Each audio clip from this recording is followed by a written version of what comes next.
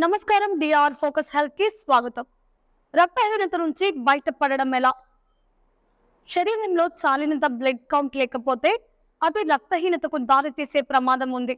దేహంలో తగినంత ఐరన్ లేకపోవడం, విటమిన్ లోపం కూడా రక్తహీనతకు ప్రధాన కారణాలు. దేశంలో ప్రస్తుతం ఎనోమియా కేసులు నానాటికి పెరుగుతూనే ఉన్నాయి.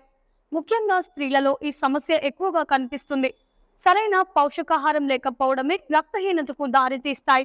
చిన్నపిల్లల్లో కూడా ఈ సమస్య పెరుగుతుంది.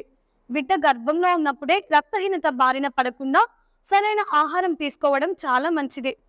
రక్తహీనత లక్షణాలు: నాలుక కనురెప్పల కింద భాగం తెల్లగా ఉండడం, గోళ్ళు పాలిపోయినట్లుగా ఉండడం, బలహీనంగా ఉండడం, చిన్న చిన్న పనులకే అలసిపోవడం, ఆయాసం రావడం, ఆసక్తి లేకపోవడం వంటివి రక్తహీనత లక్షణాలు. రక్తహీనతకు పరిష్కారాలు: ఐరన్ ఎక్కువగా ఉండే అన్ని రకాల తాజా కూరగాయలు, ముఖ్యంగా తోటకూర, గోంగూర, పాలకూర, మెంతికూర లాంటివి రోజు తీసుకోవడం వల్ల రక్తహీనత రాకుండా చూసుకోవచ్చు. ఇనుము పుష్కలంగా ఉండే బాదం, జీడిపప్పు, ఎండు ఖర్జూరాలు ప్రతినిత్యం తీసుకోవాలి. మొలకెత్తిన పప్పు ధాన్యాలు, విటమిన్ సి ఎక్కువగా ఉండే నిమ్మ, ఉసిరి, జామ లాంటివి తీసుకోవడం ద్వారా రక్తహీనత రాకుండా చూసుకోవచ్చు. సోయాబీన్ తీసుకోవడం చాలా మంచిది, ఎందుకంటే ఇది దేహానికి పోషకాలను గ్రహించే శక్తినిస్తుంది.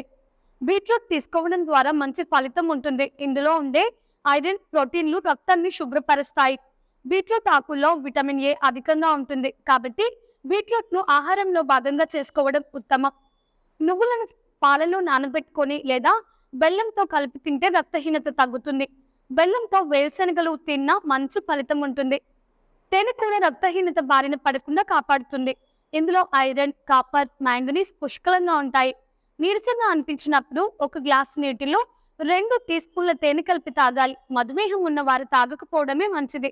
అరటి పండ్లు, ద్రాక్ష, స్ట్రాబెర్రీ, కిస్మిస్, ఉల్లి, క్యారెట్, ముల్లంగి, టమోటాలు క్రమం తప్పకుండా తీసుకోవాలి. మార్కెట్లో లభించే సాధారణ ఉప్పుకు బదులుగా అయోడిన్ ఉప్పును వాడడం ద్వారా ఇనుము లోపం వల్ల వచ్చే రక్తహీనతను నివారించవచ్చు. చూశారు కదా ఫ్రెండ్స్, రక్తహీనత ఉన్న వాళ్ళు తీసుకోవాల్సిన జాగ్రత్తలు. ఈ వీడియో మీకు నచ్చినట్లయితే లైక్ చేయండి. మరిన్ని లేటెస్ట్ హెల్త్ టిప్స్ కోసం వెంటనే మన ఛానల్ని సబ్స్క్రైబ్ చేసుకోండి. ఈ వీడియోపై మీ అభిప్రాయాన్ని కామెంట్ రూపంలో తెలియచేయండి.